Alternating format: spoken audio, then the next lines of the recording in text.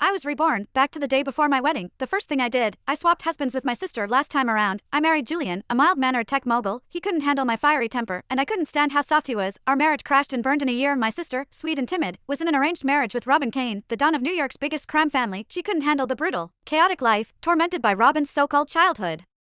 Sweetheart, Isabella, she fell into a deep depression and died, so when I came back, I made a decision, I'd be the one to marry the Don, but I never expected that after the wedding, the cold, stoic Don would become a different man. Every night, he'd be on top of me, kissing me like he was obsessed, whispering, "Good girl, I'll make you feel good, just one more time, baby." Chapter in my last life. I married the gentle tech mogul and my sister married the ruthless mafia Don. Both our marriages were disasters. Reborn the day before the weddings, I decided we were swapping husbands. My mother caught me at the airport, right before the private jet took off. She pointed a finger at me, furious. "Are you out of your mind? Who gave you the right to make a decision like this? You had a perfect match with a tech mogul, and you're throwing it away for that. That fucking gangster." I just rushed onto the plane, leaving her shrinking figure behind on the tarmac. As the plane took off, I stared out the window and made a silent promise to myself. This time, I'm living life on my own damn terms. Last time, my sister Elena was set to marry the Don, Robin Kane, while I married the tech whiz, Julian Vance. Neither of us was happy. Elena was too gentle, too timid for the mob life, and Robin's childhood friend, Isabella, made her life hell. Elena died from depression. My fiery temper clashed with Julian's placid nature. We lasted exactly 1 year. After the divorce,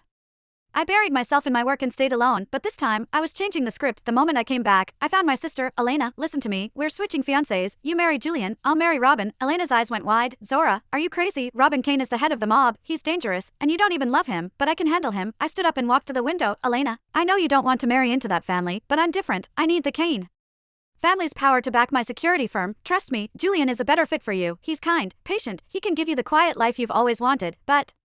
Tears welled in Elena's eyes. "I don't want you to sacrifice yourself for me." I smiled. "It's not a sacrifice, it's a solution." In the end, Elena agreed. I took the marriage contract between the Romano and Kane families and wrote my name in the bride's slot. We kept it from our parents. We knew they'd never approve of such a reckless plan, even though Mom found out at the last minute. The plan was already in motion. An hour later, the jet landed in New York. I was a little pale from motion sickness, but my mind was sharp. A black Rolls-Royce was already waiting on the tarmac. The Kane family estate was even more imposing than I'd imagined. The butler led me into the living room. The place was dripping with luxury, but it felt cold, heavy, and intimidating as I was taking it all in. A sickly sweet, fake voice cut through the silence. "Oh my, what's that smell? Is someone wearing cheap perfume?" I looked up. 2 people were standing in the doorway, a woman in a ridiculously expensive Chanel suit, looking so delicate a breeze could knock her over, and the man beside her, tall, stone-faced, radiating danger. So this was my future husband and his childhood friend, Isabella. Chapter I didn't have time for her bullshit. I stood up and walked straight toward the man. Isabella was clearly not used to being ignored.